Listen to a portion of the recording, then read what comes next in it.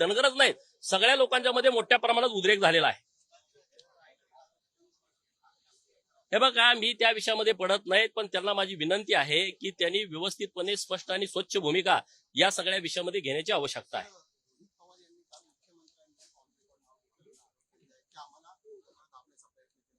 राज्याचे मुख्यमंत्री माननीय देवाभाऊंचं मी विशेष अभिनंदन करेन, कौतुक करेन.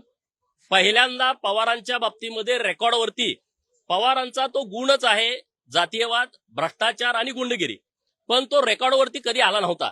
आणि काल पहिल्यांदा जे सातारचं प्रकरण आहे, एक सामान्य कुटुंबातला रेशन दुकानदाराचा पोरगा मान खटाव मधला प्रस्थापित व्यवस्थेच्या विरोधामध्ये लढून 4 वेळा त्या मतदारसंघाचा आमदार होतो. पवारांचा तो बालेकिल्ला होता सातारा जिल्हा, तो बालेकिल्ला उद्ध्वस्त करतो. तर त्यांना डॅमेज करण्याच्या दृष्टिकोनातून काय करता येतंय का? हातामध्ये काही सापडत नाहीत. तर 2016ला जी केस दाखल झाली होती आणि ज्याच्यावरती 2019ला मेहरबान कोर्टाने निकाल दिलेला आहे निर्दोष, ती केस पुन्हा उकरून माननीय मंत्री महोदय यांचा बदनामी करण्याच्या हेतूनं जो व्हिडिओ सोशल माध्यमामध्ये आला, तर त्याबाबत महाराष्ट्रामध्ये सगळा गोंधळ निर्माण झाला. पण इथपर्यंत ठीक आहे, एखादी भगिनी तिच्यावरती अन्याय झाला म्हणून समोर येणं इथपर्यंत कुणालाच डाऊट नाही. परंतु तपासामध्ये जे विषय पुढे आले ते माननीय मुख्यमंत्री महोदयांनी काल सभागृहामध्ये सांगितले. त्यामध्ये रोहित पवार, सुप्रिया सुळे आणि प्रभाकर देशमुख यांचे त्या महिलेला अनेक वेळा फोन गेलेले आहेत. त्या महिलेने जे व्हिडिओ तयार केले ते ह्यांच्याकडे आले आणि मगच त्यांनी ओके, व्हिडिओ व्यवस्थित आहे, बदनामीकारक आहे, मग तुम्ही सोडा, अशा पद्धतीनं म्हटलं. हे तपासाचा भाग आहे, आरोप नाही आहे. आणि त्यामुळं रोहित पवारांचा खरा चेहरा, पुरोगामित्वाचा खोटा बुरका पांघरून हे जे पवार घर बसलंय, त्या बुरख्या फाडण्याचं काम माननीय देवाभाऊंनी काल केलेलं आहे. रोहित पवारांना या गुन्ह्यामध्ये सहआरोपी करण्याची आवश्यकता आहे. मी सरकारकडे मागणी करतो. सुप्रिया सुळे काल वेगळं त्या मीडियामध्ये बोलत होत्या की आमचा संबंध नाही, ते आम्हाला भेटलेच नाहीत. फोनवर भेटत नसतं, फोनवर बोलत असतात, फोनवर भेटायचा काही संबंध येत नसतो. व्हिडिओ व्हॉट्सअपवरती येतात, त्याला काही भेटायची आवश्यकता नाही. महाराष्ट्राला खोळ्यात काढायचे धंदे तुम्ही सगळ्यांनी बंद करा. सरकारला माझी विनंती आहे की या प्रकरणामध्ये जे आरोपी भगिनी आहे तिच्यासोबत यांना सहआरोपी करा आणि यांच्यावर कठोरातली कठोर कारवाई करा. परवाच्या रात्री मला एक अधिकारी भेटला आणि त्याने मला सांगितलं की गोपीचंद पडळकर आणि त्याचा भाऊ ब्रह्मानंद पडळकर याच्यावरती हल्ला करण्याचा एक कट रचला जातोय. मी परवाच्या दिवशी एवढा विशेष घेतला नव्हता, परंतु काल सभागृहामध्ये हे सगळे विषय ऐकल्याच्या नंतर मी या विषयामध्ये सिरियस झालो. सोलापूरमध्ये माझ्यावरती 2021ला एक हल्ला झाला होता. माझ्या गाडीवरती दगड टाकला होता आणि त्याच्या छातीवरती शरद पवारांचा टॅटू होता. हे तुम्हाला प्रकरण सगळ्याला माहित आहे. आणि हे सगळं प्रकरण रोहित पवारांनी केलं होतं. रोहित पवारांनी या सगळ्या प्रकरणात बैठका केल्या होत्या, परंतु महाविकास आघाडीचं सरकार असल्या कारणानं त्यांनी त्या प्रकरणाची नीट चौकशी केली नाही. आता माझ्यावरती अटॅक करण्याचा प्रयत्न करतोय. आटपाडीमध्ये काही लोक त्यांना पुढं करून, माझ्या समाजाची लोक पुढं करून, अशी मला माहिती मिळते. आणि मग मला शंका येते या विषयामध्ये, कारण तिथं कुणाच्या मध्ये धमक नाही, माझ्यावरती अटॅक होईल. परंतु रोहित पवार सारखा गुंडगिरी प्रवृत्तीचा माणूस, ज्याच्याकडे पश्चिम महाराष्ट्रातले सगळे गुंड त्याच्याकडे आहेत, त्याच्या पदरी काम करतायत, मोकामधले आरोपी असतील, अन्य हद्दपार आरोपी असतील, सगळ्यांना आश्रय हा देत असतो. आणि त्यामुळं या सगळ्या विषयामध्ये सिरियसनेसपणा आहे. हा एक सहकारी आहे, हा शरद पवारांचा जवळचा कार्यकर्ता आहे. हा या त्या सगळ्या प्रक्रियेतला एक भाग होता. हा मला 1-1.5 वर्षापूर्वी येऊन भेटला की रोहित पवार तुमच्या विरोधामध्ये असं षडयंत्र करतोय. पण मी काय म्हटलं, जाऊ दे, तो विषय त्यांचा असेल. आता जो सोलापूरमध्ये हल्ला झाला ते सगळं प्रकरण ह्याला माहित आहे. पुण्यश्लोक अहिल्यादेवींची जयंती आम्ही जेव्हा शरद पवार तिथं कार्यक्रम हातामध्ये घेतला, त्या जयंतीमध्ये आम्ही त्यांना विरोध केला. तिथं या सगळ्या पोरांना रोहित पवारांनी सांगितलं तुम्ही तिथं जाऊन दंगा करा, सगळ्या भानगडी करा. आणि ह्या काय असा तसा नुसता फॅन नाही आहे, त्याच्या छातीवरती शरद पवाराचा गोंधन आहे, टॅटू आहे.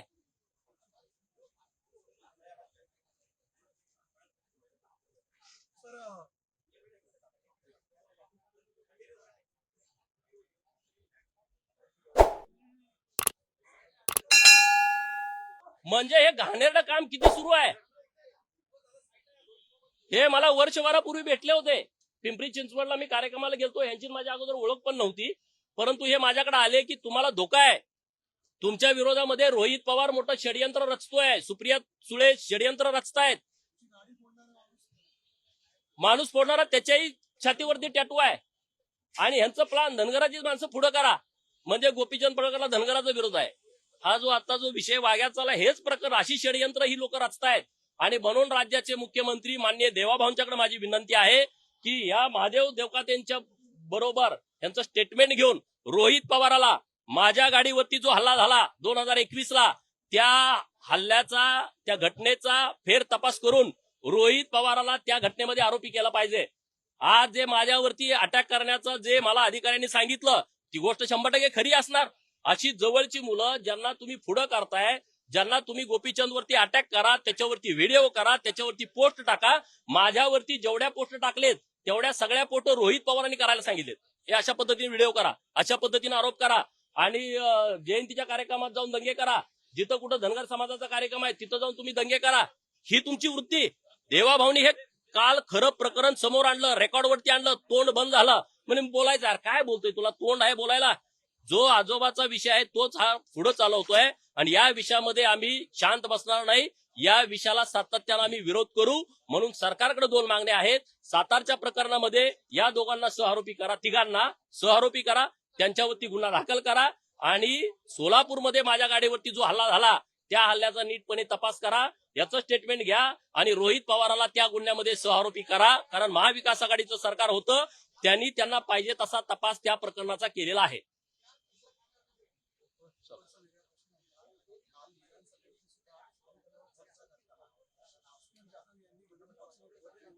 कपडे घाल. हा?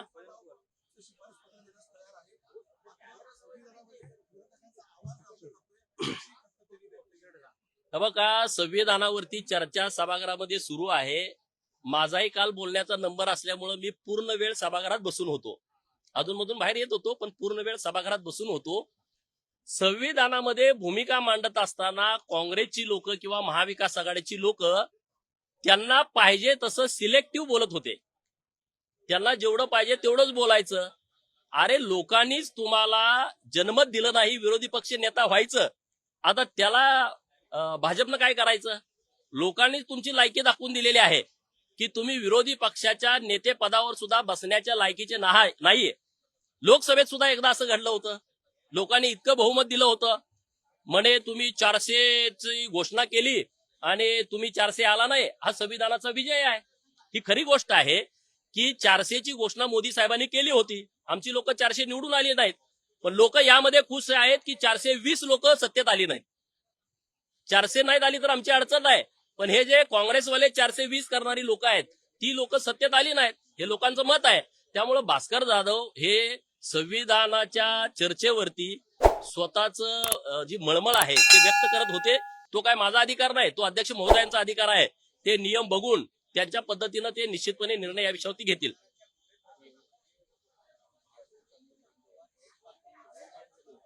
अरे बघा ना तुम्ही, हे प्रकरण कुणी रेकॉर्डवर आलंय. हे काय मुख्यमंत्री महोदयांनी आरोप केलेले नाहीत. तपासामध्ये जे निष्पन्न झालं, तपासामध्ये त्यांचे मोबाईल जे चेक झाले त्याच्यामध्ये हे सगळं पुढे आलेलं आहे. त्यांच्या फोनवरनं ते बोलले, काय बोलले, किती वेळा बोलले, काय चॅटिंग झालंय, हे काही नुसता आरोप नाही आहे. त्यामुळं हे त्या कटाचे सूत्रधारच आहेत.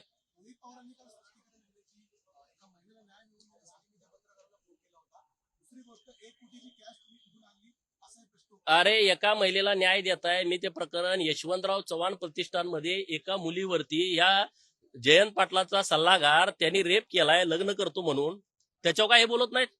ती मुलगी वनवन फिरते, त्याच्यावरती एफआयआर झाला, कुठं दाबला, त्याला जामीन कसा काय झाला? यशवंतराव चव्हाणांचा वारसा तुम्ही सांगता हे राष्ट्रवादीवाले, आणि त्या यशवंतराव चव्हाण प्रतिष्ठानमध्ये एका मुलीवरती अन्याय अत्याचार झालाय.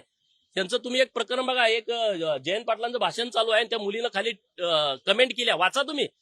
हे अशी लोक नाही आहेत. महिलांची बाजू घेणारे अमुक तमुक हा यांचा सगळा दिखावा आहे. महिलांची बाजू घेण्याबद्दल काहीच दुमत नाही, परंतु तुम्ही त्यांना शिकवणं, तशा पद्धतीनं कट करायला लावणं हे गैर आहे, हे चुकीचं आहे. रोहित पवार असं देखील म्हणतात की पुढच्या काही महिन्यामध्ये एका मंत्र्याचा विकेट जाणार आहे म्हणून. काय तो मंत्री त्या मंत्र्याकडे सूचक ते इशारा सुद्धा करतात. बघा रोहित पवारचं काय झालंय, अगोदर संजय राऊताचा भोंगा वाजायचा, त्या भोंग्याचं टायमिंग ह्यानं ओळखलं.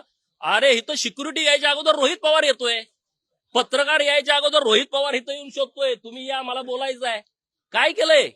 3 तारखेपासून 26 तारखेपर्यंत रोहित पवारचं शेड्यूल काय आहे?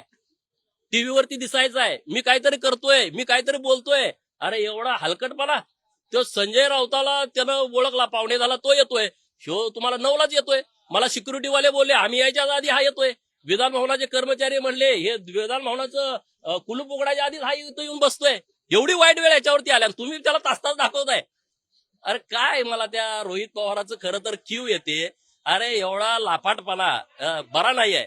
मीडियात दिसणार त्याला दाखवा तुम्ही, काय अडचण नाही, परंतु तुमचा वेळ घालवणं हे मला बरं वाटत नाही. परंतु सर तुम्ही सातत्यानं त्या सांगली बँकेच्या भ्रष्टाचाराच्या संदर्भात तुम्ही बोलतात, प्रशासक नेमा सांगली हो. बँकेवरती, तर त्याची काही कारवाई झाली का? कारण की तुम्ही लक्षवेधी देखील लक्षवेधी सांगली जिल्हा मध्यवर्ती बँकेतल्या घोटाळ्यावरती आम्ही सभागृहात लक्षवेधी आणली होती आणि मंत्री महोदयांनी जे कारखाने विक्री काढायचे होते त्याच्यावरती स्थगिती दिलेली आहे आणि 88 ची चौकशी जी बंद होती ती चौकशी करण्याच्या सूचना परत दिलेल्या आहेत. त्याच्यावरची जो स्टे होता तो उठवलेला आहे. आता 88 ची चौकशी झाल्याच्या नंतर सांगली जिल्हा बँकेमध्ये 83च्या चौकशीमध्ये बरेच मुद्दे असे समोर आलेले आहेत की ज्यामध्ये अनियमितता झाली आहे, भ्रष्टाचार झालाय, अनागोंदी झालेली आहे आणि त्यामुळे 88 ची चौकशी झाल्यानंतर आपसुकच सांगली जिल्हा मध्यवर्ती बँकेवरती प्रशासक येईल. सरकारनं व्यवस्थितपणे त्या विषयामध्ये आम्हाला रिस्पॉन्स दिलेला आहे.